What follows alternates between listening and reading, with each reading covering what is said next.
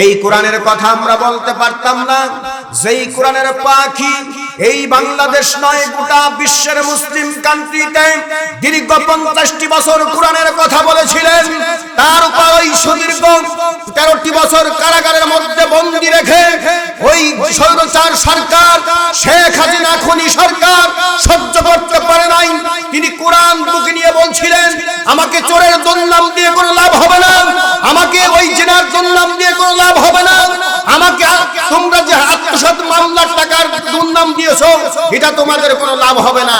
কোরআন বুকে নিয়ে বলতেছি, আমি কোরআন নিয়ে বাঁচতে চাই, আমি কোরআন নিয়ে মরতে চাই। মুসলমান তিনি কোরআন নিয়ে বাঁচছেন এবং কোরআন নিয়ে মরছেন, কথা বলেন ঠিক কিনা? সেই শহীদ তামান্না নিয়ে তিনি পৃথিবী থেকে বিদায় হয়ে চলে গেছেন। আমরা মুসলমান এখনো সেই আল্লাহর কোরআনের সুশীতল ইসলামের ছায়ার নিচে চলে আসেন। আল্লাহ বলেন, ওয়াতাসিমু বিহাবলিল্লাহি জামিয়া ওয়া লা তাফাররাকু, ঐক্যবদ্ধ হয়ে আল্লাহর কোরআনের রজ্জুকে ধরে সুশীতল ছায়ার নিচে হাজির হও, নইলে তোমাদের বাঁচার উপায় নাই। কারণ এক খালাম্মা ছিলেন, সে খালাম্মা একটা লাউ নিয়ে পালাতো, কথা কোন ঠিক কিনা? এখন আর একটা খালাম্মা আছে কিছু কদু নিয়ে, কথা কোন ঠিক কিনা? আছে না মুসলমান? তাহলে একমাত্র আমরা যদি কোরআন ধরি অবশ্যই কোরআনের দল হবে। আল্লাহর রাসূল বলেছেন হিজবুল্লাহ আর হিজবুশ শয়তান। হিজবুল্লাহর দলে যারা অন্তর্ভুক্ত হবে তারা আল্লাহর কোরআনের দলে। তা আমরা আল্লাহর কোরআনের দলে যদি আসতে চাই, কারণ নামাজ যেমন ফরজ, রমজান মাসে রোজা যেমন আমার আপনার উপর ফরজ, হজ যেমন সামর্থ্যবান ব্যক্তিদের উপর যেমন একবার ফরজ, এবং যাকাত দেওয়া যেমন যার সামর্থ্য আছে যাকাত যেমন ফরজ, আল্লাহর কোরআনের দ্বীন প্রতিষ্ঠা করার জন্য আল্লাহর জমিনে আপনার যে শক্তি দিয়েছে আল্লাহ তাআলা, এই শক্তি থেকে দ্বীন বিজয়ের লক্ষ্যে আপনার শরীর থেকে রক্ত ফেলানো তেমনি ফরজ, কথা কোন ঠিক কিনা? আল্লাহ বলছেন, আল্লাযীনা আমানু ইউকাতিলুনা ফি সাবিলিল্লাহ, যারা হবে ঈমানদার, যারা হবে মুমিন, যারা হবে মুত্তাকি, তারা আল্লাহর পথে সংগ্রাম করবে। আর যারা হবে কাফের, তারা তাগুতের পথে সংগ্রাম করবে। তবে আমরা যদি মুমিন হয়ে থাকি তাহলে সংগ্রাম হবে কার পথে? আরো চিন্তা করেন, কার পথে? মুসলমান এই কোরআনের জন্য এই হাজারো যুবক 15 জুলাই থেকে 5 আগস্ট পর্যন্ত শহীদ শাহাদাত তামান্না নিয়ে আল্লাহর জমিনে আল্লাহর দ্বীনকে প্রতিষ্ঠিত করার জন্য তারা বিদায় হয়ে গেছে। এখন হাজারো যুবক হাসপাতালের বেডে, অনেক যুবকের পা নাই, অনেক যুবকের হাত নাই, অনেক যুবকের চোখ নাই। ডাক্তার শফিকুর রহমান জামাতের আমির তিনি সাক্ষাৎকারে গেলে এবার তারা বলছে, আমাদের কোনো আফসোস নাই, আমি একজন মুসলিম হিসাবে আমার যে কর্তব্য ছিল সেই কর্তব্যটা কোরআনের পক্ষে পালন করতে গিয়ে 18,000 কোটি মানুষ এই বাংলাদেশের তারা নিরাপদ পেয়েছে। এই জন্য আমার পা চলে গেছে, আমার কোনো আফসোস নাই, আমার হাত চলে গেছে, কোনো আফসোস নাই, চোখ চলে গেছে, কোনো আফসোস নাই, পঙ্গু হয়ে উপরে থাকলো আমার কোনো আপত্তি নাই, কথা বলেন ঠিক কিনা? মুসলমান তাহলে বুঝতে হবে আল্লাহর কোরআনের সুশীতল ছায়ার নিচে আসলে বিজয় দিবেন কে? আল্লাহ বলছেন, ইন তানসুরুল্লাহ ইয়ানসুরকুম, দ্বীনের ব্যাপারে যারা সহযোগিতা করে আল্লাহ রাব্বুল আলামিন তাদেরকে বিজয়ের মালা পরিয়ে দেন। বদরের যুদ্ধের যখন ডাক পড়লেন, বিশ্ব নবী জনাবে মুহাম্মদ রাসূলুল্লাহ সাল্লাল্লাহু আলাইহি ওয়াসাল্লাম মাত্র 313 জন সাহাবী নিয়ে উপস্থিত। কয়শো? 313 জন।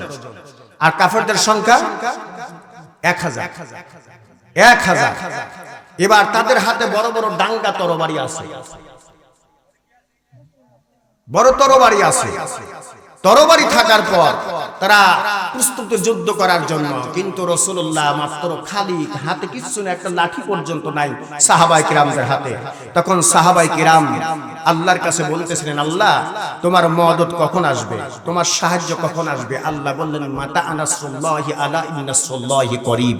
জোরে কোন আল্লাহু আকবার। ও সাহাবায়ে কিরাম, আমার দোস্ত নবী তুমি শোনো, তোমাদের অস্ত্র লাগবে না, তোমাদের রাইফেল লাগবে না, বন্দুক লাগবে না, তোমাদের একটা হাতিয়ার হলো রব্বাকা ফাকাব্বির, আল্লাহর নামের তাকবীর দিয়ে যখন বদরের প্রান্তরে যুদ্ধ শুরু করে দিয়েছিলেন মুসলমান, আল্লাহর নবী 313 জন মুজাহিদ নিয়ে সাহাবী নিয়ে এবার ওই কাফেরদের হাত থেকে তরবারিগুলো থরথর করে কম্পন হয়ে জমিনে পড়ে গেল। 313 জন সাহাবী নিয়ে বিজয় লাভ করেছিলেন। মুসলমান আবার আসতে পারে ডাক। আমরা ডক্টর অন্তর্বর্তীকালীন সরকার ডক্টর ইউনূসকে বলতে চাই, চট্টগ্রামের ময়দানে আমার ভাই সাইফুল ইসলাম আলিফকে যেমন কুপিয়ে হত্যা করেছেন, ওই যে ইসকনময় কৃষ্ণদাস কুমার প্রভুকে আমরা বলতে চাই ডক্টর ইউনূসকে যেন তার ফাঁসির রায় হয়। কথা বলেন ঠিক কিনা? এবং আমাদের ভাই মুসলিম ভাইকে যেমন কুপিয়ে হত্যা করলো, আবার যদি প্রয়োজন হয় 15 জুলাই থেকে 5 আগস্ট পর্যন্ত যেমন বাংলাদেশের ছাত্র দল এবার আন্দোলন করে রক্ত দিয়েছে, আবারও প্রয়োজন হলে মাথা বন্ডের কাপড়ের কাপড় মাথায় বেঁধে আবার মুসলমান, আবার 18 কোটি মুসলমান বাংলাদেশের টেকনাফ থেকে তেতুলিয়া পর্যন্ত, রূপসা থেকে পাথরিয়া পর্যন্ত ওই বদরের যুদ্ধের মতো নারায়ে তাকবীর আল্লাহু আকবার যখন শুরু করে দিবে, মুসলমান যেমন স্বৈরাচার সরকার শেখ হাসিনা এদেশে থাকতে পারে নাই, তেমনি ইসকন সংগঠন সন্ত্রাসী জঙ্গিবাদও থাকতে পারবে না। কথা বলেন ঠিক কিনা? লিল্লাহি তাকবীর। আল কোরআনের আলো, লিল্লাহি তাকবীর, লিল্লাহি তাকবীর। মুসলমান, তাহলে আমাদের কোরআন ইসলামের সুশীতল ছায়ার নিচে আসতে হবে। কথা বলেন ঠিক কিনা? মুসলমান আসুন, আল্লাহ তাআলা বলছেন যে আয়াতটা তেলাওয়াত করেছি, আল্লাহ এই কোরআনের সংরক্ষণের দায়িত্ব আল্লাহ তাআলা নিজেই গ্রহণ করেছেন। জোরে কোন সুবহানাল্লাহ। আপনার একটা সাধারণ একটা ছোট্ট একটা ঘর, এর চাইতে আপনার বাড়ি থাকার জায়গাটা অনেক ভালো। কথা কোন ঠিক কিনা? কিন্তু এখানে কোরআন শরীফ পড়ানো হয়, মহাবিশ্বের বিষয়কর একটি কিতাব, মহাবিশ্বের বিষয়কর একটি কিতাব, মহাগ্রন্থাল। যত কিতাব পৃথিবীতে আছে সব কিতাবের চাইতে ঊর্ধ্বে যে কিতাব, বাংলা বই আপনি যখন পড়তে যাবেন, যিনি লেখক তিনি শেষে লিখছেন যে বইয়ের মধ্যে সন্দেহ থাকতে পারে। কথা বলেন ঠিক কিনা? আমি শুধরাই নিব ভুল ধরে দিতে পারলে। সমাজ বিজ্ঞান পড়ছেন, রাষ্ট্রবিজ্ঞান পড়ছেন, মহাভারত, বায়োলজি, যত কেমিস্ট্রি যত কিতাবই পড়েন, কিতাবের মধ্যে ভুল থাকতে পারে। কিন্তু আল্লাহ রাব্বুল আলামিন 30 পারা কোরআন, 114টি সূরা, 552টি রূপ, 6666টি আয়াত আল্লাহ পাক দিয়েছেন। এই কিতাবের মধ্যে নিজেই চ্যালেঞ্জ করেছেন, জালিকাল কিতাবু লা রাইবা ফি। জোরে কোন আল্লাহু আকবার। এই কিতাবের মধ্যে এক বিন্দু পরিমাণ সন্দেহ, তা আমরা যদি কিতাবটা সন্দেহ করে থাকি, বলেন তো দেখি ঈমান থাকবে? মুসলমান জোরে বলুন থাকবে? তাহলে এই কোরআনকে আমাদের আত্মপ্রাণে বিশ্বাস করতে হবে। কথা বলেন ঠিক কিনা? এই কোরআন আল্লাহ তাআলা পারতেন এই কোরআনটা সুন্দর করে শোকেসের মধ্যে, বাক্সের মধ্যে সঞ্চয় করতে, সংরক্ষিত করতে। কথা কোন ঠিক কিনা? কিন্তু আল্লাহ রাব্বুল আলামিন এমন একটি জায়গায় দেখেন, কারণ কোরআনের মর্যাদা এত বেশি, কোরআনের দাম এত বেশি, কোরআনটা যারা ধরছে, যারা মানছে, জিরো থেকে আল্লাহ তাআলা হিরো বানিয়ে দিয়েছে। কথা কোন ঠিক কিনা? মুসলমান, এই যে চিহ্নময় কৃষ্ণ দাস কুমার প্রভু, এনার কিন্তু মাথায় কি চুল আছে না? কি দেখেন না আপনারা? যুবক ভাইরা যারা ফেসবুক চালায়, ইউটিউব চালায়, তারা দেখছেন মাথায় কিন্তু চুল কম। কথা কোন ঠিক কিনা? এই টাকলা মুরাদ ছিলেন, তিনি কিন্তু কোরআনের বিরোধিতা করার জন্য, রাসূলের বিরোধিতা করার জন্য তাকে প্রধানমন্ত্রী সরকার যখন ছিলেন, স্বৈরাচার সরকার শেখ হাসিনা, তিনিও কিন্তু তাকে বহিষ্কার করেছিলেন, কারণ তিনি কোরআনের বিপক্ষে কথা বলেছিলেন। এই জন্য আল্লাহ বলছে, কোরআনের সংস্পর্শে থাকলে আমি আল্লাহ তাআলা তাদেরকে জিরো থেকে হিরো বানিয়ে দেই, কোরআনের বিপক্ষে যারা চলে তাদেরকে হিরো থেকে জিরো বানিয়ে দেয়। কথা বলেন ঠিক কিনা? যে মুসলমান, এই কোরআন এমন একটি জায়গা আল্লাহ হেফাজত করলেন, দেখেন যে মাত্র 10-12 বছর বালকের ভিতরে সুন্দর করে 30টা পারা কোরআন ঢোকায় দিয়েছে। ঢোকায় দেয় না? মাথার মেমোরি কার্ডের মধ্যে, সিনার ভিতরে ঢোকায় দিয়েছে। এই বালকটারে যদি আমরা ধরে টুকরা টুকরাও করে ফেলি, বলেন তো দেখি ওর ভিতর থেকে একটা নুকতা বা একটা আয়াত বা একটা শব্দ পর্যন্ত পাওয়া যাবে? কথা বোঝেন না? আমার একটা সূরা পর্যন্ত ভিতর থেকে পাওয়া যাবে না। কিন্তু যখন জীবিত থাকবে, অনর্গল খালি কোরআন বলতেই থাকবে। যত সাবজেক্ট পড়েন, সব সাবজেক্টগুলো আপনার পড়তে গেলে আপনার পাও না চায়, কিন্তু আল্লাহর কোরআন পড়তে গেলে এবার সর্ব মাথাটা ঝোঁকায়া দেয়। কথা কোন ঠিক কিনা? সকালবেলা মসজিদ থেকে নামাজ পড়ে যখন এই ঘরের মধ্যে আপনারা পাশ দিয়ে যাবেন, দেখবেন যে এত সুন্দর আওয়াজ হচ্ছে, একটা জান্নাতের বাগান, জান্নাতের ফুল ফুটে গেছে। কথা কোন ঠিক কিনা? এর চাইতে জান্নাতি বাগান আর কোথাও হতে পারে না। কোরআনের চাইতে দামি জিনিস কার কিছু হতে পারে?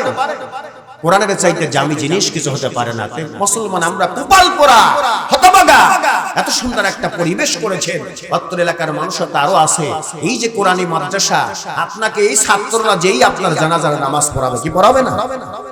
আপনার জানাজার নামাজ পড়াবে, আপনার দোয়া করবে। কিন্তু আমরা অনেক মানুষ আছে আলেম ওলামার বিরোধিতা করি, কি করি না? মুসলমান আপনার কপাল পড়ে যাবে, খবরদার আলেম ওলামার বিরোধিতা করবেন না। কারণ কোরআন যার ভিতর আছে, রাসূলুল্লাহ বলেন বাল্লিগু আন্নী ওয়ালাউ আয়াত, আমার পক্ষ থেকে যারা একটা বাক্য বলে জানে, তারা যেন একটা বাক্য ওইবার প্রচার করে দেয়। আর পৃথিবী থেকে নবী চলে গিয়েছেন, কিন্তু আলেম ওলামা আছেন। আলেম ওলামা হলো নবীর ওয়ারিস। কথা বলেন ঠিক কিনা? সম্মানিত মুসলিম মিল্লাহ, তাহলে আসুন এই কোরআন যে ধরলে আমি আপনি যে জিরো থেকে হিরো হই এবং হিরো থেকে জিরো হই, কিভাবে একটু আপনাদেরকে একটু বোঝাতে চাই। শুনবেন তো? কারা কারা রাজি আছেন একটু হাত তুলুন তো দেখি। লিল্লাহি তাকবীর, লিল্লাহি তাকবীর। আল্লাহ তোমার বান্দাদেরকে কবুল করো, সকলে বলে আমিন। মুসলমান ভাইরা, আল্লাহ রাব্বুল আলামিন জানায় দিলেন, ইন্না নাহনু নাযালনা যিকরা ওয়া ইন্না লাহু লাহাফিজুন। আল্লাহু আকবার বলবেন না? আল্লাহু আকবার বলে দুইটা পুরস্কার দেন আল্লাহ। কয়টা? কয়টা পুরস্কার দেন? এক নাম্বার পুরস্কার হলো আল্লাহু আকবার বলার সঙ্গে সঙ্গে আপনার কাছে শয়তান 40 কিলো ফাঁকে চলে যায়। কথা কোন ঠিক কিনা? আপনার কাছে যদি শয়তান না থাকে, তাহলে কি আপনি খারাপ কাজ করতে পারেন? আপনাকে অসুস্থ দিবে না। দুই নাম্বার পুরস্কার হলো আল্লাহু আকবার বলার সঙ্গে সঙ্গে আল্লাহ তাআলা আপনার রিজিকের অভাব দূর করে দেয়। জোরে কোন সুবহানাল্লাহ। আল্লাহ রাব্বুল আলামিন বলেন, ও দুনিয়ার মানুষ তোমরা শোনো, আমি কোরআন নিজে নাজিল করেছি, আর এর সংরক্ষণের দায়িত্ব আমি আল্লাহ তাআলা নিজেই গ্রহণ করলাম। এমন একটা জায়গা আল্লাহ কোরআন সংরক্ষণ করলেন, ওই 8 থেকে 10, 10 থেকে 12, 12 থেকে 14 বছর বালকের মাথার মেমরি কার্ডের ভিতরে আল্লাহ রাব্বুল আলামিন সুন্দর করে কোরআনটা ঢোকায় দিয়েছেন, এবং সিনার ভিতরে আল্লাহ তাআলা সুন্দর করে 30 পারা কোরআন ঢোকায়া দেয়। সম্মানিত মুসলিম মিল্লাত, এই 30 পারা কোরআন যখন ওই ছাত্ররা পড়তে থাকে, মাথাটা সামনের দিকে ঝুঁকায় ঝুঁকায়া দেয়। এবার যখন পড়ে, আল্লাহর সাকিনা রহমত তাদের উপর বর্ষিত হয়। জোরে কোন সুবহানাল্লাহ। আল্লাহ রাব্বুল আলামিন বলেন, ওয়া ইযা কুরিআল কুরআনু ফাসতামিউ লাহু ওয়া আনসিতু লাআল্লাকুম তুরহামুন।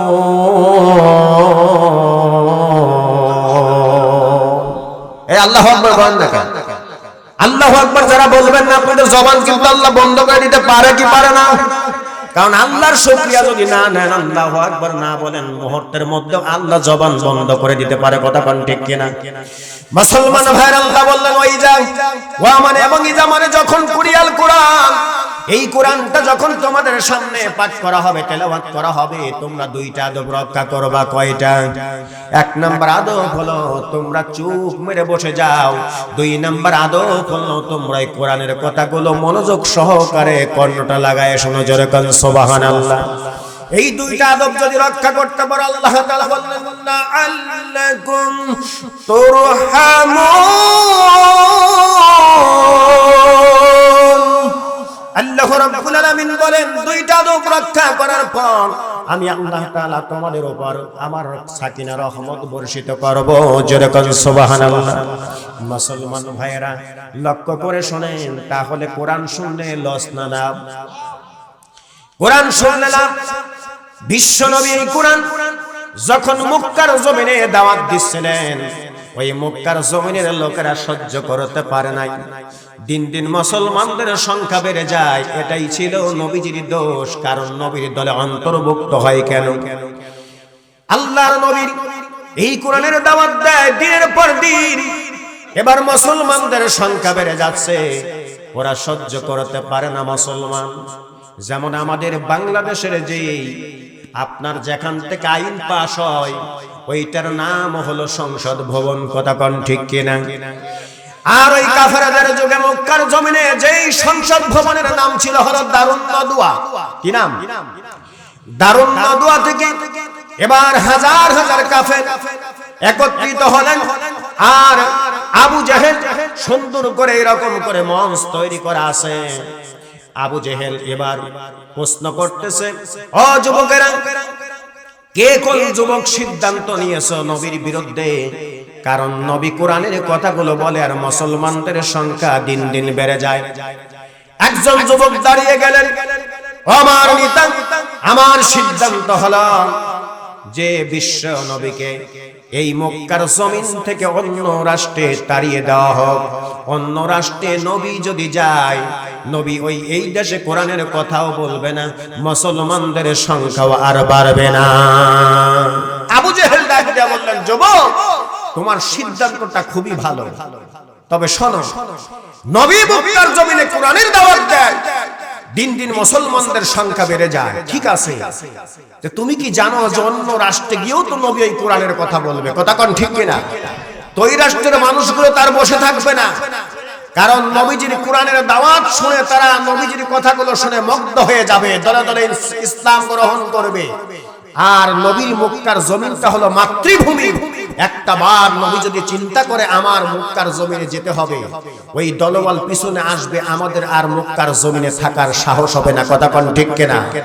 মুসলমান তাহলে যেমন ডক্টর মিজানুর রহমান আজহারিকে এই স্বৈরাচার খুনি হাসিনা তাড়িয়ে দিয়েছিলেন, কিন্তু বলেন তো দেখি, শুধু বাংলাদেশের লোক নয়, অন্য রাষ্ট্রে গিয়ে তার মর্যাদা কমছে না বাড়ছে?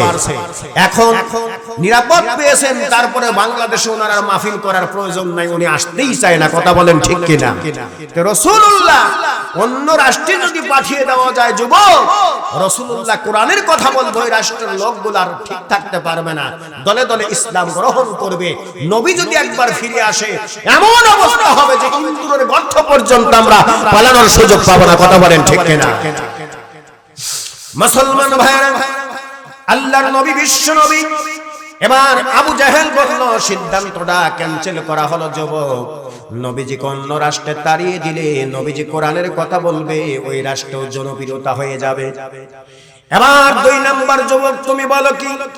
2 নাম্বার যুবক দাঁড়িয়ে বললেন, ইয়া রাসূলুল্লাহ, ইয়া হাবিবাল্লাহ, হুজুর, আমার নবীর বিরুদ্ধে অ্যাকশন হলো, আল্লাহর নবীকে কারাগারের মধ্যে বন্দী করা হোক, আল্লাহর নবী আর বের হতে পারবে না, আর কোরআনের দাওয়াত দিবে না, মক্কার জমিন আর মুসলমানদের সংখ্যাও বাড়বে না। আবু জেহেল বলল, তুমি ঠিক বলছো, তবে তুমি কি জানো যে মুসলমানদের কোনো অস্ত্র লাগে না, হাতিয়ার লাগে না।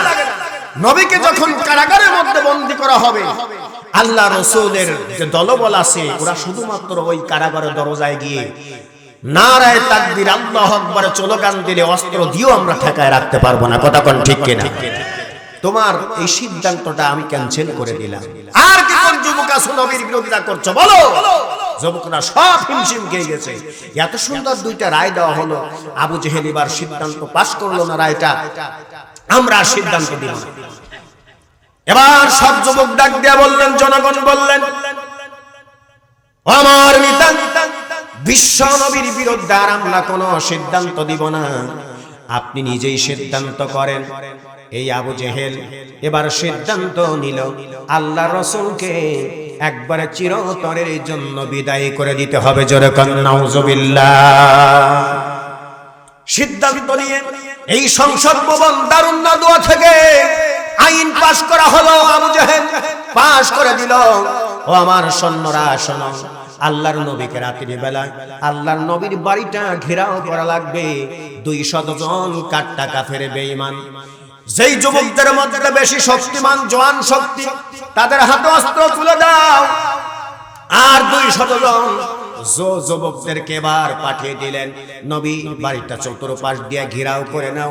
নবী যখন নামাজের মধ্যে ফজরে আসবে, ওই সময় রাস্তার মধ্যে নবীজিকে চিরতরের জন্য বিদায় করে দিবে। এই যে দারুণ দোয়া বৈঠক থেকে মুসলমান যখন আইন পাশ করা হলো, এবার এই যে সিদ্ধান্তটা নিল আমার নবীর বিরুদ্ধে, বলেন তো দেখি গোটা তামাম পৃথিবীর কেউ না জানলে জানে কে? আরো চিল্লা বলেন, জানে কে? কারণ দোস্তের খবর দোস্ত জানে কি জানে না? আল্লাহ ডাক দেয়া বলে, জিবরাইল, ও জিবরাইল যাও আমার বন্ধুরে খবর দিয়ে দাও, আমার বন্ধুকে ওই কাট্টা কাফের বেঈমানেরা মারার জন্য গভীর ষড়যন্ত্র করছে। ও জিবরাইল যাও, চতুর্পাশ দিয়ে 200 জন কাট্টা কাফের বেঈমান ঘেরাও করে রাখছে, আমার নবীকে পৃথিবীর জমিন থেকে বের করে দিবে। যাও রে জিবরাইল যাও, আমার বন্ধুকে তুমি খবর দিয়ে দাও, আমার বন্ধু আর মক্কার জমিনে থাকতে পারবে না, আমার বন্ধু মক্কার জমিন থেকে মদিনায় হিজরত করবে। জোরে কোন সুবহানাল্লাহ। এ দুনিয়ার মুসলমান, আল্লাহর নবীর কাছে জিবরাইল আমিন চলে আসলেন।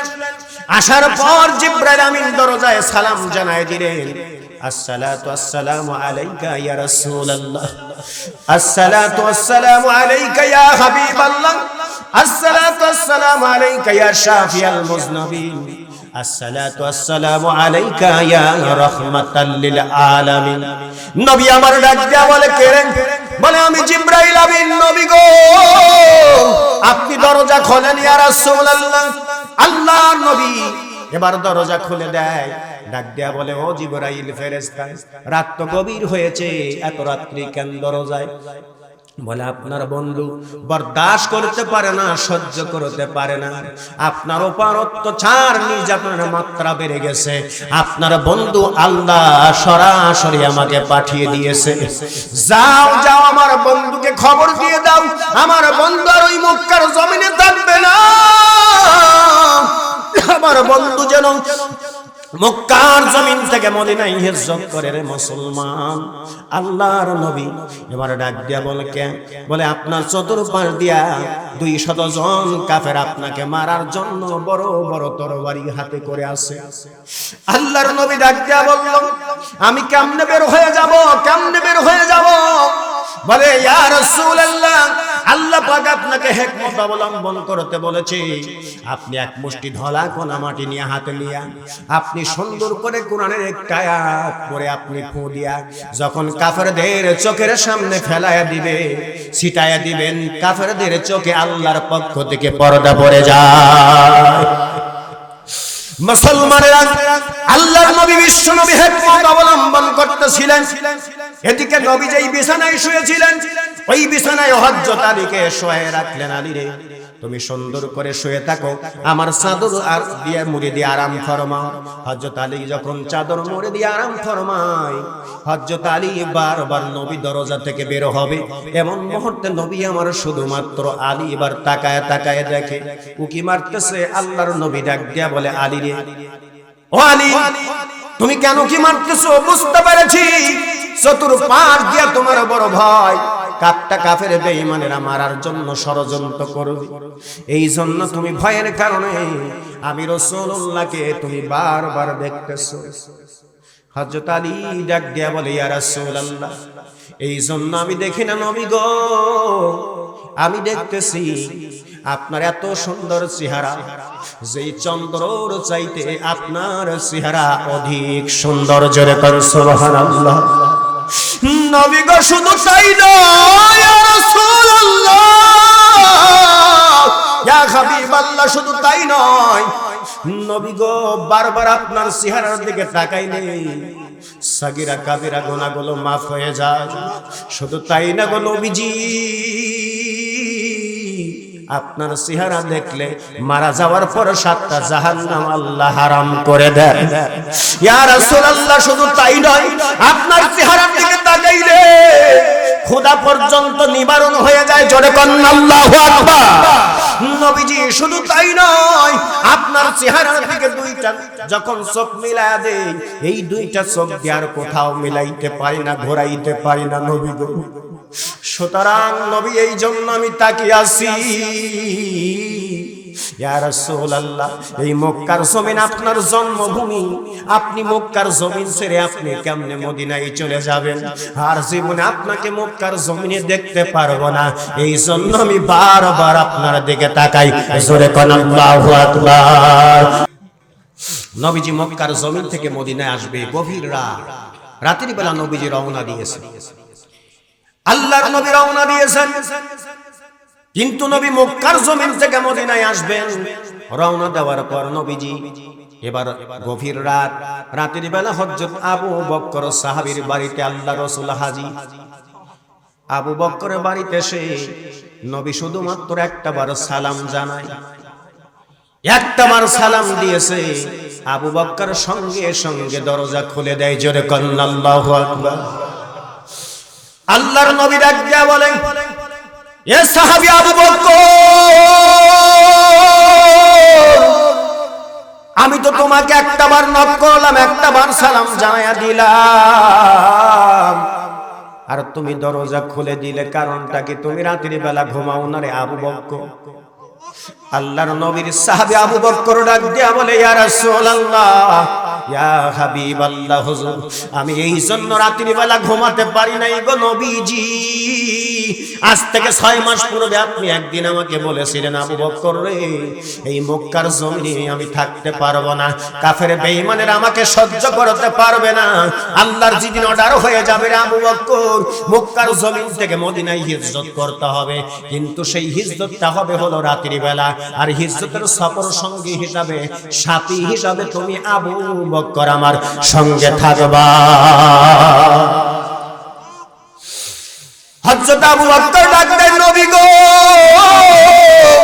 ইয়া রাসূলুল্লাহ, আমি ওই দিন থেকে 6 মাস পূর্বে এই দিন আপনি কথাটা বলেছিলেন, আমি যখন রাতের বেলা আরামের বিছানায় আমি ঘুমাতে যাই, কিন্তু আমি আরামের বিছানায় ঘুমাতে পারি নাই, আপনার কথা স্মরণ করেছি।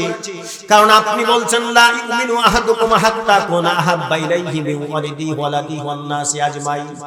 যতক্ষণ পর্যন্ত দুনিয়ার তোর মাতা পিতা, তোর সন্তান সন্ততি, দুনিয়ার সব বন্ধু বান্ধবীর চাইতে, তোর নিজের জীবনের চাইতে যতক্ষণ পর্যন্ত আমি নবীকে ভালো না বাসবা, ততক্ষণ পর্যন্ত তুই একটা পূর্ণাঙ্গ মুমিন হতে পারবা না। ইয়া রাসূলুল্লাহ, নবীজি, জোরে বলেন আল্লাহু আকবার। নবী গো, ওই দিন থেকে আমি হযরত আবু বকর আমি ঘুমাতে পারি না, আরামের বিছানাকে ত্যাগ করে দিয়া এই যে দরজা দেখতেছেন, দরজার সঙ্গে হেলান দিয়ে দিয়ে আমি আবু বকর 6 মাস ঘুমাই গো নবী। আল্লাহর নবী ডাক দিয়া বলে, আবু বকর রে, বুঝতে পেরেছি আবু বকর, তুমি তোমার জীবনের চাইতে আমার জীবনের মূল্যায়ন তুমি বেশি দাও। জোরে কোন সুবহানাল্লাহ। আল্লাহর নবীর সাহাবী হযরত আবু বকর ডাক দিয়া বলে, নবী গো, আপনি তো বলছেন, ক্বালান নবী সাল্লাল্লাহু আলাইহি ওয়াসাল্লাম, মান আহাব্বা সুন্নতি ফাকাদ আহাব্বানি ওয়া মান আহাব্বানি কানা মাই ফিল জান্নাত। যারা আমার সুন্নাতকে আঁকড়ে ধরলো, যারা আমার সুন্নাতকে মোহাব্বত করলো, আর যারা আমাকে ভালোবেসে ফেলেছে রে আবু বকর, আমি বলে দিলাম, শোনো রে আবু বকর, শোনো, ওই মানুষগুলো মারা যাওয়ার পর অন্য স্থানে তাদের জান্নাত হবে না, কানা মাই ফিল জান্নাত, আমি নবীর পাশাপাশি তাদের জান্নাত দেওয়া হবে। জোরে কোন আল্লাহু আকবার। আরো চিল্লাবেন আল্লাহু আকবার। এ নবীর প্রেম থাকার দরকার আছে না নাই? আরো চিল্লা বলেন, থাকা আছে না নাই? মদিনা যাইতে পারলাম না, মদিনা দেখতে পারলাম না, সবাই মদিনা যাইতে পারলাম না, মদিনা দেখতে পারলাম না, আমি অসহায় তাই এত দূরে রই, আমি অসহায় তাই এত দূরে রই, শুধু সালাম জানাই নবীজি তোমার রওজায়। মদিনা যাইতে পারলাম না, মদিনা দেখতে পারলাম না। মদিনা নাম কত মধুর,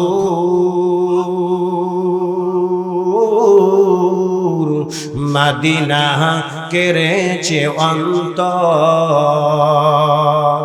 পাখির নাই ডানা যদি থাকতো আমায়, পাখির নাই পাখা যদি থাকতো আমায়, উড়িয়ে যাইতাম মদিনা। মদিনা যাইতে পারলাম, সবাই মদিনা যাইতে পারলাম না, মদিনা দেখিতে, মদিনা যাইতে পারলাম না, মদিনা। আরো বেরোই প্রবল হাওয়া,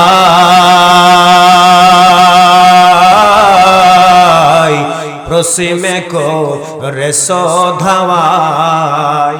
এই গরিবের দুঃখী সালাম, এই গরিবের দুঃখী সালাম পৌঁছে দিও মদিনা।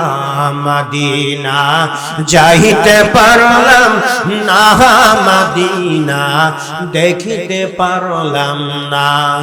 আমি অসহায় তাই এত দূরে রই, শুধু সালাম জানাই মদিনা। মদিনা যাইতে পারলাম না, মদিনা দেখিতে পারলাম না। মদিনা দেখার শখ আছে না নাই? কাদের আছে একটু হাত তোলেন না। লিল্লাহি তাকবীর, লিল্লাহি তাকবীর। আল্লাহ তুমি তোমার গোলামদেরকে কবুল করো, সকলে বলে আমিন।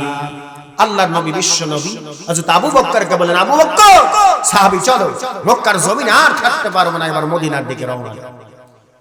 আল্লাহর নবী বিশ্ব নবী হযরত আবু বকরকে নিয়ে এই রাতের বেলা গভীর রাত হেঁটে হেঁটে মক্কার জমিন থেকে মদিনার উদ্দেশ্যে রওনা দেয়। রওনা দেওয়ার পর নবীজি বড় ক্লান্ত হয়ে পড়েছে। আল্লাহর নবী ক্লান্ত মুসলমান, নবীজি হযরত আবু বকরকে সঙ্গে করে নিয়ে যখন রওনা দিয়েছে, যাইতে যাইতে আল্লাহর নবী ক্লান্ত হয়ে পড়ার পর নবীবার সরে গুহার মধ্যে আশ্রয় নিলেন, গুহার মধ্যে প্রবেশ করলেন।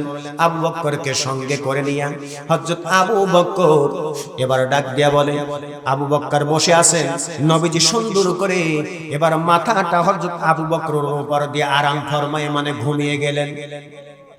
এ দুনিয়ার মুসলমান,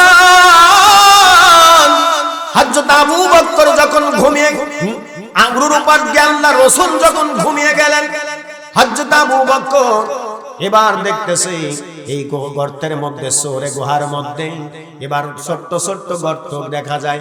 আল্লাহর নবী বিশ্ব নবী ঘুমিয়ে গেছে, কিন্তু আবু বকরের মাথায় একটা চিন্তা ঢুকলো, হয়তো এই গর্ত দিয়া সাপ বের হতে পারে, আমার নবীকে কামড় লাগাইতে পারে, আমার নবী দুনিয়া থেকে বিদায় হয়ে চলে যাবে, আমার মতো হতবাগা কপাল পোড়ার কে হতে পারে, আমি নবীজির সঙ্গে মক্কার জমিনে এবার হিজরত করতে পারবো না। আল্লাহর নবীর সাহাবী হযরত আবু বকর সুন্দর করে শরীরে এবার যখন একটা পাখি ছিল, এই পাখিটা টুকরা টুকরা টুকরা টুকরা করে করে ওই গর্তগুলো সুন্দর করে বন্ধ করতেছিলেন মুসলমান। কিন্তু দেখা গেল একটা গর্ত রয়ে গেল, কাপড় নাই, কাগজ নাই, কোনো কিছু পাওয়া যায় না। এই গর্তটা কি দিয়ে বন্ধ করবে? সঙ্গে সঙ্গে হযরত আবু বকর একখানা পা ওই গর্তের উপরে সুন্দর করে ধরে রাখলেন। আবু বকর ধরে রাখছে, মুসলমান কি আল্লাহর কুদরতি খেলা। সাপ ওই গর্ত দিয়ে সেই আবু বকরের পায়ের উপর এবার সিঙ্গেল মারলেন। একবার যখন সিঙ্গেল দেয়, ও আবু বকর তুমি পা টান দাও, তুমি পা টান দাও, কিন্তু আবু বকর পা টান দেয় না। আবার সিঙ্গেল লাগায়, আবু বকর পা টান দাও, দেয় না। আবার সিঙ্গেল লাগায়, পা টান দেয় না। এবার চতুর্থবারের বার এবার ওই আবু বকরের পায়ের উপর সাপটা কামড় লাগায় দিয়েছে। আবু বকর জোরেও চিৎকার করে না, কারণ পা থেকে আস্তে আস্তে করে মাথা পর্যন্ত বিষের যন্ত্রণা সহ্য করে করতে পারে না, কিন্তু জোরে চিৎকারও দেয় না এবং নবীজিকে ডাকে না। নবীজি ঘুমিয়ে গেছে, ঘুমের ব্যাঘাত ঘটতে পারে, জোরে চিৎকার মারলে নবীজি চমকে উঠবে, আমার বেয়াদবি হয়ে যাবে। এ মুসলমান নবীর ভালোবাসা কারে কয় রে মুসলমান? আল্লাহর নবীর সাহাবী হযরত আবু বকর দুই চোখের পানি যখন দরদর করে করে পড়তেছে, টপ টপ করে পড়তেছে, এমন মুহূর্তে হযরত আবু বকর নবীর সাহাবী যখন চোখের পানি নবীজির চেহারা মুবারকের উপর পড়ে গেছে রে মুসলমান, আমার নবী টুনটুন করে তাকায় দেখে আবু বকরের চোখে শুধু পানি আর শুধু পানি, শুধু পানি আর পানি। নবী জিজ্ঞাসা করে, কে রে আবু বকর সাহাবী? হে আবু বকর সাহাবী, তুমি কেন কাঁদতেছো? আমি বুঝতে পেরেছি তোমার মনে হয় বাড়ির কথা স্মরণে পড়ে গেছে। আবু বকর ডাক দিয়া বলে, ইয়া রাসূলুল্লাহ, না না না, বুঝতে পেরেছি বিবি বাল বাচ্চার কথা স্মরণ করেছো, এই জন্য তুমি চোখের পানি ছেড়ে দিয়ে কাঁদো। আল্লাহর নবী ডাক দিয়া বলে, সাহাবী বলো তোমার কি হয়েছে? আবু বকর ডাক দিয়া বলে, ইয়া রাসূলুল্লাহ, ইয়া হাবিবাল্লাহ হুজুর, এই জন্য আমি কাঁদতেছি। এই যে দেখেন দৃশ্য, আমি সুন্দর করে একখানা পা এই গুহার উপর লাগায় দিছি, এবার সাপ বের হয়ে আমার পায়ের উপর কামড় লাগায় দিছি। নবী আমার ডাক দিয়া বলে, রে আবু বকর, তুমি কেন আমাকে ডাকলি না রে আবু বকর? আমাকে যদি তুমি ডাক দিতে, ও আবু বকর, কেন তুমি আমাকে ডাকলে না? হযরত আবু বকর ডাক দিয়া বলে, নবীজি, আপনাকে যদি আমি ডাক দিই, আপনি ঘুমিয়ে গেছেন আমার উপরে, হাঁটুর উপরে, আপনার আমার বেয়াদবি হয়ে যাবে, আপনার ঘুমটা ভেঙে যাবে গে নবী, এই জন্য আপনাকে ডাকতে পারি নাই। এই জন্য নবীজি শুধু তাই নাই, জোরে চিৎকারও মারি নাই, আপনার ঘুমের ব্যাঘাত ঘটবে। আল্লাহ রাসূল ডাক দেয়া বলে, আবু বকর সাহাবী, তুমি পা টান দাও, পা টান দাও। বলেন তো দেখি, নবীকে কখন কি সাপ কামড়াইতে পারে? পা যখন টান দেছে, আমার নবীকে সালাম জানায় দেয় সাপ। এবার হযরত আবু বকর, কোন জায়গায় তোমারে কামড় লাগাইছে? এবার নবীর কাছে যখন পাটা দেখা দেয়, এই জায়গায় কামড় লাগায় দিছে, আমার নবীর থুতু মুবারক যখন নিয়ে হাত দিয়া সুন্দর করে আবু বকর সাহাবীর পায়ে যখন এবার লাগায়া দেয়, এবার গোটা শরীরের বিষ নিবারণ হয়ে যায়। জোরে কোন সুবহানাল্লাহ। হযরত আবু বকর এবার শরীরটা সুস্থ ভালো হয়ে গেছে রে মুসলমান। আল্লাহর নবী ডাক দিয়ে বলে, আবু বকর, দেখছো নাকি সাপ কোনদিন আমারে কামড়ায় না? দেখো আমারে সালাম জানায় দেখার জন্য পাগল পারা হয়ে যায়। এরে মুসলমান নবীর উম্মতের দল, যেই নবীজিকে দেখার জন্য কীট পতঙ্গ পর্যন্ত পাগল হয়ে যেত, আর ওই নবীজির যদি আমাদের কলিজা ভরা একটাবার মহব্বত থাকে রে মুসলমান, তোমার ওই কোটি লক্ষ লক্ষ টাকা খরচ করে মক্কা মদিনায় হজ করতেছো, টাকার মধ্যে যদি ভেজাল থাকে, তোমার হজটা কবুল নাও হতে পারে, কথা কোন ঠিক কিনা? কিন্তু এই বাংলাদেশ থেকে যদি তুমি নবীকে একবার স্বপ্ন যোগে দেখতে পারো, ওয়াল্লাহি ওয়াল্লাহি, আল্লাহর কসম, আল্লাহর নবীকে একবার স্বপ্ন যোগে দেখলে, মারা যাওয়ার পর তোমার জন্য 7টা জাহান্নামের আগুন আল্লাহ হারাম করে দেয়। কথা কোন ঠিক কিনা? আমি নবীজির পাগল, আমি মদিনার পাগল, সবাই আমি নবীজির পাগল, আমি মদিনার পাগল, মদিনার ধনে বালে নয়নের কাজল, আমি নবীজির পাগল, আমি মদিনার পাগল। জোরে কোন সুবহানাল্লাহ। আল্লাহর নবী হযরত আবু বকরকে নিয়ে এই গুহার ভিতর থেকে যখন উঠলেন, হযরত আলী নবীজির বিছানায় শুয়ে আছে, চতুর্পাশ দিয়ে কাটটা কাফের বেঈমানেরা কিন্তু ঘেরাও করে রাখছে। সকাল যখন হয়ে যায়, এবার নবীজি রুমের মধ্যে ঢুকলো। কেরে আল্লাহ রাসূল আসতো ফজরের নামাজ আদায় করতে আসে না মসজিদে নববীতে। কারণটা কি? ঢুকে দেখে আরাম ফরমাচ্ছে চাদর মুড়ে দিয়ে। একজন কাফের মারবে কোপ, বলে শোন না, না দেখে মানুষকে মারা যায় না, আগে উল্টা কে আছে শুয়ে। এবার যখন চাদরটা উল্টায় দেছে, দেখে আমার বিশ্ব নবীজির বদলে এবার হযরত আলী শুয়ে আরাম ফরমাচ্ছে। জোরে কোন সুবহানাল্লাহ। এই কাটটা কাফের বেঈমান আবু জেহেলের দলের ডাক দেয়া বলে, এ হযরত আলী, রাসূল কই? বলে রাসূল তো রাতের বেলায় বের হয়ে গেছে, আমাকে শোয়ায়ে রেখে। নবীজি মক্কার জমিন থেকে মদিনায় হিজরত করছে। হযরত আলী রে, তুমি কখন এখানে শুয়েছ? আমরা তো জানি না, আমরা তো রাসূলকে বের হয়ে গেল দেখে নাই। বলে আমি জানি না। এবার সব দৌড়াচ্ছে, শুধু দৌড়াচ্ছে, দৌড়াইতে দৌড়াইতে যায়। এবার যখন ওই সূরে গুহার সামনে চলে গেছে, ওই পায়ের শব্দটা আবু বকর শুনতে পায়। আবু বকর ডাক দিয়া বলে, নবী গো, ওই যে কাফেরদের পায়ের শব্দ শোনা যায়, ওরা যদি একবার টের পেয়ে যায়, খোঁজ পেয়ে যায়, আমাদের গর্তের ভিতরে নেমে আমরা মাত্র 2 জন, আর ওরা হলো অনেক, আমাদের চিরতরের জন্য বিদায় করে দিবে। আল্লাহর নবী ডাক দিয়া বলে, আবু বকর সাহাবী, তুমি চিন্তা করো না, আমরা 2 জন নই, তুমি ধৈর্য ধারণ করো রে আবু বকর, ধৈর্য ধারণ করো। ধৈর্য ধারণ করলে দুনিয়ার কেউ না থাকলে থাকেন কে? ইন্নাল্লাহা মা'আস সাবিরিন, ইন্নাল্লাহা মা'আস সাবিরিন, ধৈর্যশীলদের সাথে কেউ না থাকলে থাকেন আল্লাহ। আবু বকর তুমি চিন্তা করো না, আমরা 2 জন নয়, আমাদের সঙ্গে আছেন হলো আল্লাহ। জোরে বলেন আল্লাহু আকবার। সূরে গুহার কাছে যখন পৌঁছে গেলেন, এবার দেখে সুন্দর করে ওই সূরে গুহার উপর মুখের উপরে মাকড়সার জাল, কবুতরের জাল ফিট করে রাখছে। একজন কাফের বলতেছে, বুঝতে পেরেছি এর মধ্যেই মনে হয় রাসূলুল্লাহ ঢুকছে। আর একজন বলে, সম্ভব যদি নবীজি যদি এই গর্তের মধ্যে ঢুকতো সূরে গুহায়, তাহলে এই মাকড়সার জাল, কবুতরের জাল থাকতো না, ছিঁড়ে যেত। কথা কোন ঠিক কিনা? রাসূল ঢোকে নাই, চল যাই। এবার চলে গেলেন সবাই। আল্লাহ রাসূল উঠলেন, ওঠার পর হযরত আলী চলে আসলেন। হযরত আলীকে প্রশ্ন করেন, আলী বাবা, আমি চিন্তায় ছিলাম, তোমার ঘুমটা আজকে ভালো হয় নাই।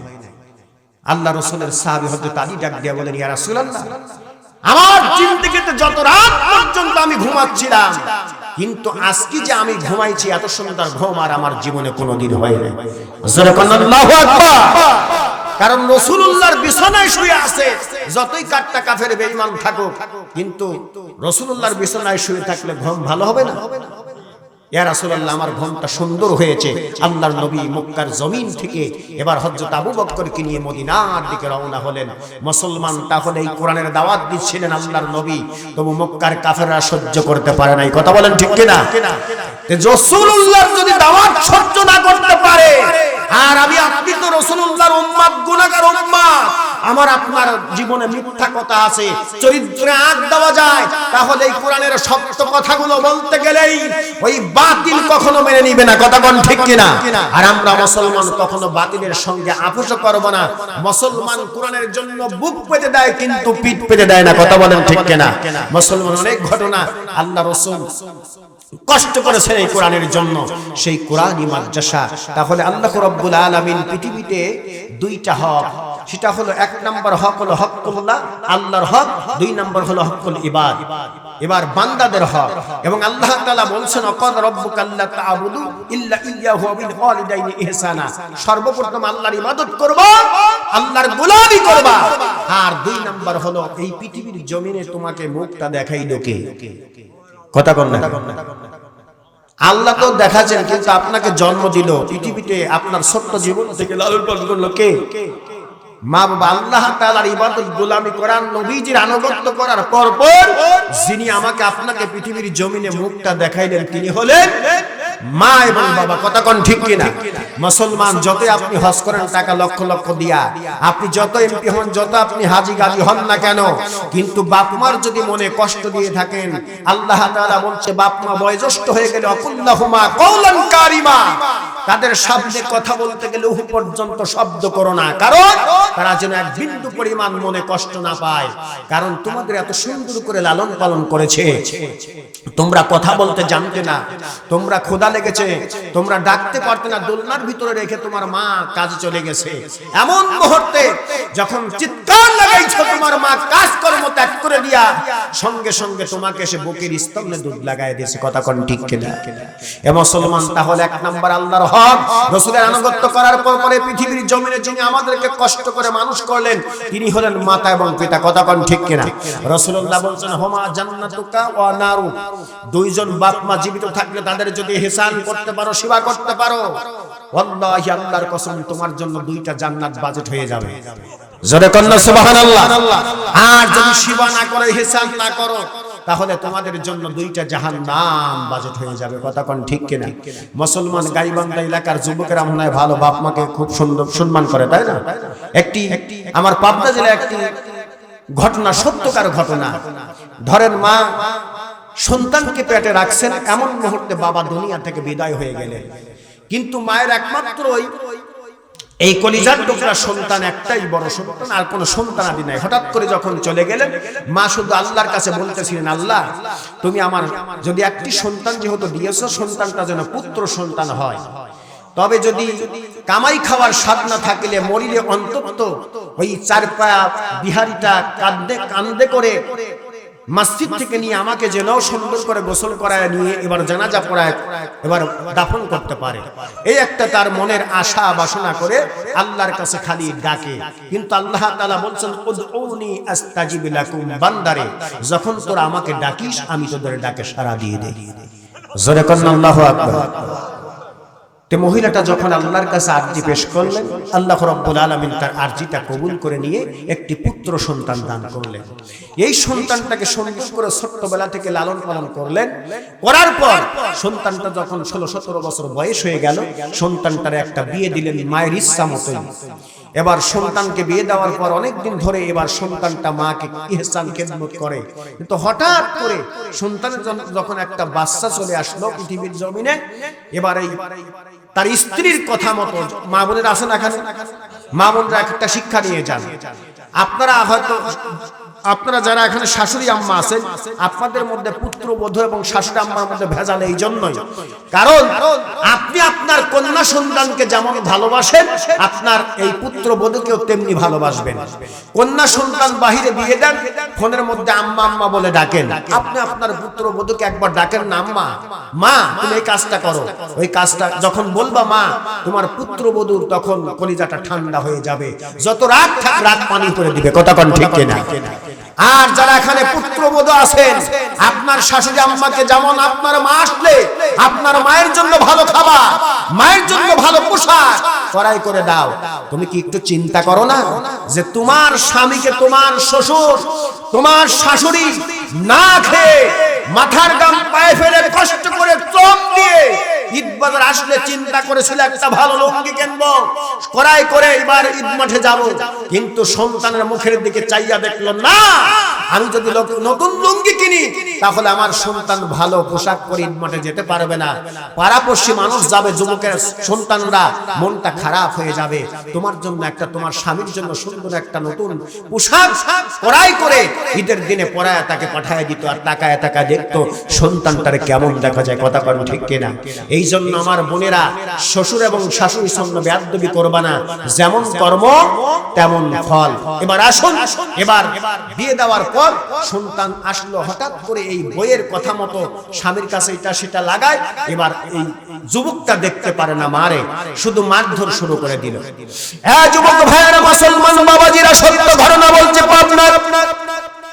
এই যুবক আর সহ্য করতে পারে না, বইয়ের কথা মতো শুধু মার আর মার শুরু করে দিল। অত্যাচার নির্যাতন চালায় দেয়। মা 2খানা পা ধরে ডাক দেয়া বলে, বাজান রে, তোর বাবা যদি আজ জীবিত থাকতো আমার এত কষ্ট করা লাগতো না, তুই আমার উপর নির্যাতন জুলুম চালাতে পারতি না বাবা। আমি তো তোর বউরে কিছুই বলি নাই, এইরকম দিনের পর দিন নির্যাতন জুলুম চালায়। এই যুবকটা একদিন হঠাৎ করে বর্তমান সমাজে দেখেন এই যুবকেরা কিন্তু রাত 12টায় দোকানে বসে থাকে কি থাকে না। যুবকটা রাত 12টার পর একদিন বাড়িতে আসলো, আসার পর 4 বছরই তার কলিজার টুকরা সন্তান, বউ ঘরের দরজা খোলা রাখছে, এবার ঘরের মধ্যে প্রবেশ করে দেখে আমার 4 বছরই ওই পুত্র সন্তানটা আমার স্ত্রী সুন্দর করে বুকের উপরে চাপ দিয়ে ধরে ঘুমিয়ে গেছে। স্ত্রীকে ডাকতে বললেন, স্ত্রী রে, এই 4 বছরই কোন পুত্র সন্তানটা তো অনেক ওজন হয়েছে, তোমার কি কষ্ট হয় না? তুমি তো ঘুমিয়ে গেছে, সন্তানটা বালিশের উপর রেখে দিতে পারতে, কেন তুমি বুকের উপরে রাখছো? যুবক যখন এই কথা বলছে, স্ত্রী ডাক দেয়া বলে, স্ত্রী তুমি বুঝবা না সন্তানের দরদ, সন্তানের মর্যাদা তুমি বুঝবা না, কারণ 9 মাস 10 দিন আমি গর্ভে ধারণ করেছিলাম। যেদিন আমার কষ্ট যেদিন প্রসবের বেদনা শুরু হলো, ডেলিভারি হবে, মনে হয় আসমান জমিন যেন এক হয়ে যাচ্ছে।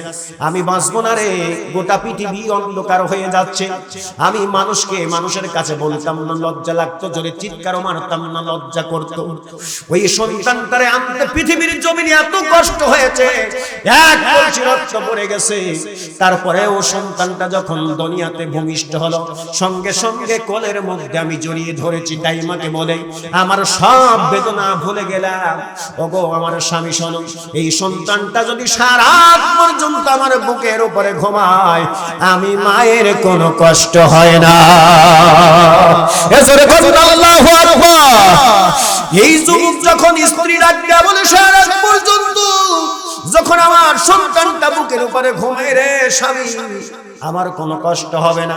যুবকটার জ্ঞানটা ফিরে আসলো, এরে আমার স্ত্রী যদি আমার সন্তানটার এই রকম লালন পালন করে, আমার মাও তো ছোট্টকালে আমার এই রকম করে লালন পালন করেছিল। যুবক আর থাকতে পারে নাই রে। যুবক ভাইরা, মুরব্বী বাবাজিরা, এই যুবকটা দৌড়িয়ে মায়ের দরজায় নক করলো, মা দরজা খুলে দাও। মা ভয়ে থরথর করে কাঁপতেছে আর বলতেছে, বাবা আজকে তো বৌমারে কিছুই বলি না, এ হাসির খোরাক নয়। এ যুবক ভাইরা, যার মা আছে খবরদার বেয়াদবি করবা না। এ মুরব্বী বাবাজিরা, এই মুহূর্তে এক সেকেন্ডের মধ্যে চোখের পানি ফেলিয়ে দাও। ওই মা তোমার কাছে জীবনে কোনোদিন টাকার জন্য আসবে না, একটা কাপড়ের জন্য আসবে না, শুধু 5 জায়গায় নামাজ পড়ে পড়ে মায়ের জন্য দোয়া করবা। ওই দোয়াটা মায়ের কবরে চলে যাবে। এমন মুহূর্তে যুবক মা মা বলে ডাকে, মা দরজা খুলে দাও, মা দরজা খুলে দাও। মা থরথর করে কাঁপতেছে আর বলতেছে, বাবা আজ তো বৌমারে কিছুই বলি নাই, আমাকে মারতে আসিস না বাজান, যা রাত হয়েছে তুই ঘুমের ঘরে ঘুমা। বলে, না না না, দরজা না খোলা পর্যন্ত আমি যাব না। মা চিন্তা করতেছিলেন, আমি যদি দরজা না খুলে দেই, হয়তো আমার সন্তানটা এবার দরজার উপর লাঠি দিয়া ভেঙে আমার উপর আরো বেশি নির্যাতন করবে। এই ভয় নিয়ে মা দরজাটা খুলে দিয়া একটা দরজার পাশে এবার মা পালিয়ে গেল। সন্তান ঘরের ভিতরে ঢুকছে, ঢুকার পর মা কি খোঁজাখুঁজি করতেছে। খোঁজার পর এবার ওই সন্তান যুবক যখন খুঁজতেছে, পিছন দিক দিয়া মা যাইয়া সন্তানের 2টা পায়ে পড়ে যায় রে মুসলমান। পায়ে পড়ে কান্দার ডাক দিয়া বলে, কেরে আব্দুল্লাহ, আর আমাকে মারিস না, মারিস না, আমি তো বৌমারে আজকে রাত্রিবেলা কিছুই বলি নাই, কেন তুই এত রাত্রি আমাকে মারতে এসেছিস বাবা? এবার যুবক ডাক দিয়া বলে, তুই এখানে হাত তুলে তোলে আর ডাক দিয়া বলে, মা আমি তো তোমাকে মারতে আসি নাই বাবা, ও মা তোমাকে মারতে আসি নাই, আমার ভুলটা ভেঙে গেছে মা, আমার চিন্তা থেকে গবেষণা করে দেখলাম মা, তোমার সঙ্গে এত বেয়াদবি করেছি মা, এত বেয়াদবি করেছি মা, তুমি আমাকে ক্ষমা করে দাও, আমাকে মাফ করে দাও, মাফ করে দাও মা। তুমি যদি আমাকে মাফ না করো মা, আমি যত ইবাদত করি না কেন ওই ইবাদতগুলো আল্লাহর কাছে কবুল হবে না। এত মারা মারছিলাম মা, তুমি আমাকে মাফ করে দাও, ক্ষমা করে দাও। নবীর সাহাবী পর্যন্ত হযরত আলকামা কিন্তু যতক্ষণ পর্যন্ত মা না ক্ষমা করেছে ততক্ষণ পর্যন্ত জবান দিয়ে কালেমা বের হয় না। হে যুবক ভাইরা, সঙ্গে সঙ্গে সন্তান যদি বকাটির সন্তান হয়, মায়ের অবাধ্য সন্তান হয়, মা থাকতে পারে না, বুকের মধ্যে জড়িয়ে ধরে রাখ দেয়া বলে, বাবা হয়তো তুই বুঝতে পারিস নাই, বুঝতে পারিস নাই, যা আমি তোর মা তোকে মাফ করে দিলাম। হে যুবক ভাইরা, মুরব্বী বাবাজিরা গো, তোমার মায়ের জন্য পৃথিবীতে কিছুই লাগবে না, তুমি 5 ওয়াক্ত নামাজ আদায় করবা, আর তোমার 2 চোখের পানি পৃথিবীর জমিন আল্লাহর কাছে সবচাইতে 2টা জিনিস কবুল হয়। 1 নাম্বার হলো 5 জায়গায় নামাজ, আর 2 নাম্বার হলো আল্লাহর কাছে তোমার চোখের পানি। এত দাম, এত দাম, এত দাম। আল্লাহ বলছে, ফালিয়াদহাকু কলিলাম ওয়ালিয়াবকু কাসীরা। এত দাম চোখের পানি, তোমার নাকের ডগারে আসতে না আসতেই তোমার চোখের পানিটা আল্লাহর দরবারে কবুল হয়ে যায়। মায়ের জন্য কি করবা? অর্থ সম্পদ দেখেন, তোমার মা তোমার বাবা চলে গেছে, আর তোমার মায়ের যখন একটা নাকফুল ছিল, এই নাকফুলটাও নিতে পারে নাই, তোমার স্ত্রী সুন্দর করে খুলে রেখে দিয়েছে। তোমার বাবার ভালো পোশাক ছিল, সেগুলো খুলে রাখছো। সাদা মার্কিনের 3খানা 5খানা কাপড় নিয়ে মা বাবা অন্ধকার কবরের মধ্যে চলে গেল। আজকে সন্তানের কত বাড়ি, আজকে সন্তানের কত গাড়ি, আজকে টাকা পয়সার অভাব নাই, কিন্তু তোমার মা তোমার বাবা আজ জীবনে বেঁচে নাই। তোমার ওই ওই মা বাবার জীবনে কোনোদিন বলবে না বাজারে যাস আমার জন্য একটা ভালো মাছ ক্রয় করে আনবি বাবা। বাবা বলবে না যাচ্ছিস বাজারে, ঈদ বাজার চলে আসতেছে, আমার জন্য একটা ভালো লুঙ্গি ক্রয় করে আনবে, এই কথা আর বলতে পারবে না।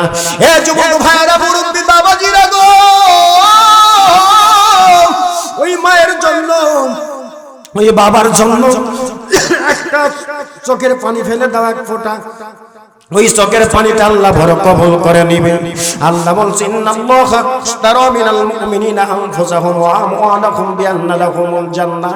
আমি আপনি চিন্তা করেছি মনে হয় কবরে যাওয়ার পর মনে হয় জান্নাত পেয়ে যাব। না না না, এই দুনিয়া থেকে জান্নাত যদি খরিদ না করতে পারেন আপনি জান্নাতের মালিক হতে পারবেন না। এক নাম্বার, যেমন আপনি 70-75 বছর বয়সে আপনি সুন্দর করে একটা বাড়ি বিল্ডিং উপহার দিয়েছেন সন্তানদেরকে অনেক কষ্ট করার পর, আর আপনি চিন্তা করেছেন ইশতারা মিনাল মুমিনিনা আনফুসাহুম ওয়া আমওয়ালাহুম বিআন্না লাহুমুল জান্নাহ। এক নাম্বার হলো তোমার জীবন দ্বারা এই পৃথিবীতে তোমাকে আল্লাহ শক্তি দিয়েছে, সুন্দর করে আল্লাহর গোলামি করবা, দাসত্ব করবা, আল্লাহর কোরআনের জন্য আল্লাহর জমিনে তোমার শরীর থেকে রক্ত ফেলিয়ে দিবা। আর দুই নাম্বার হলো আল্লাহ বলে তোকে যে অর্থ সম্পদ আমি দিলাম, সেই অর্থ সম্পদ থেকে আমার রাস্তায় ব্যয় করতে হবে, ব্যয় করতে হবে। এর মুসলমান নবীর উম্মতের দল এত সুন্দর একটা কোরআনী মাদ্রাসায় ওই ভিতরে বসেছিলাম। এবার দেখেন আপনারা, এখন শীতের মৌসুম চলে আসতেছে, একটা উপরে ছাউনি পর্যন্ত নাই, ওই ছেলেরা কেমন করে থাকবে রাতের বেলা, টপ টপ টপ টপ করে এবার পানি পড়তে থাকবে। দেখেন আজ থেকে কুয়াশা শুরু হয়েছে। এই জন্য আল্লাহর গোলাম নবীর উম্মতের দল মুসলমান মা বোনেরা ও আমার বাবাজিরা ভাইয়েরা, আপনাদের কাছে বেশি আবদার নয়, আমি চাই যে আশারাম আপনার ওই বদরের যুদ্ধে 313 জন সাহাবী ছিলেন, যেই 313 জন সাহাবী একমাত্র রব্বাকা ফাকাব্বির তাকবীর দিয়ে আল্লাহর ধ্বনি দিয়ে বিজয় লাভ করেছিলেন। আমি দেখতে চাই মা এবং আমার মুরব্বি বাবাজিরা, যুবক ভাইদের 313 জন মানুষকে আমি দেখতে চাই। দেখেন তো দেখি যে 1000 করে টাকা দিবেন যেন 3,13,000 টাকা হয়ে যায়, অসিল এই যেন এই আল্লাহর ঘর নবীর মাদ্রাসাটা হয়ে যায়। কোন মানুষ আছে সর্বপ্রথম বলবেন হুজুর আমার মার জন্য 500, বাবার জন্য বড় 500 টাকা দান করলাম, একটু মেহেরবানি করে আসবেন। আমি যুবক মানুষ মুসাফির সেই পাবনা সাতিয়া উপজেলা থেকে এসেছি, আমার আপনাদের জন্য দোয়া করব। আল্লাহর গোলামেরা একটু লক্ষ্য করে শোনো, মানুষ যখন এবার জান্নাতের মধ্যে ঢুকবে, একজন মানুষও কিন্তু মুরব্বি হয়ে ঢুকবে না, দাড়ি পাকা চুল পাকা হয়ে ঢুকবে না, সব মানুষগুলো আপনার যুবক হয়ে জান্নাতের ভিতরে ঢুকবে। আমি মুসাফির, আমি যুবক মানুষ, আপনার মায়ের জন্য, আপনার বাবার জন্য সংসার অভাব দূর হয় না, সবার জন্য একটু দোয়া করব। 1000 করে টাকা আল্লাহর কোন গোলাম আছেন যে হুজুর আমি 1000 টাকা নবীর মাদ্রাসায় কুরবান করে দিয়ে গেলাম, কুরবানি দিয়ে গেলাম, দান করে গেলাম। দান করলে কিন্তু আল্লাহ কোরআনে বলছে আপনার মাল কোনদিন কমবে না। আপনাদের এলাকায় ধান এবং আলুর এলাকা, আমাদের পাবনা হলো পেঁয়াজ আর রসুনের এলাকা। আপনারা কোন মানুষ আছেন যে 1 মণ হুজুর আলু দেব দান করব?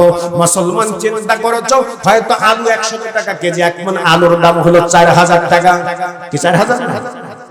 যদি দান না করেন হয়তো দাম যদি কমেই যায় তাহলে কি হবে? এই জন্য মনটা নরম করে দিবেন, 10 কেজি হলেও আলু দান করবেন, নবীর মাদ্রাসায় দিবেন, যেন আল্লাহ তাআলা এই রকম দাম রাখে আপনার ভালো হবে। কথা কোন ঠিক কিনা?